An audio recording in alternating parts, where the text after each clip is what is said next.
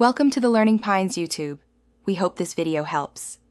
You start by getting the wheel off quickly and safely. Open the quick release or loosen axle nuts and shift the chain to the smallest cog for clearance.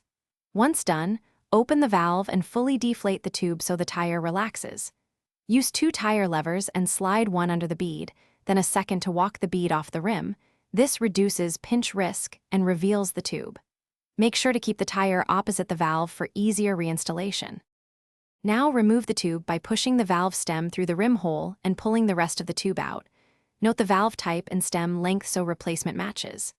Next, inspect the inside of the tire, rim strip, and rim bed for glass, thorns, or a cut in tape.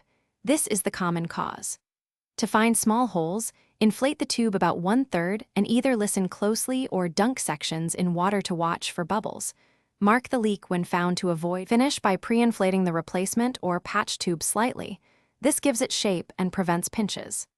Insert the valve through the rim, seat one bead fully, then tuck the second bead over the tire edge while ensuring the tube isn't pinched between rim and bead.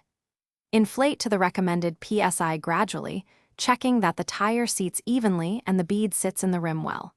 If you hear hissing or see bulges, deflate and reseat. Troubleshooting tip. If a slow leak persists, recheck rim tape and inner tire for embedded debris. Thanks for watching. Consider subscribing if we helped you.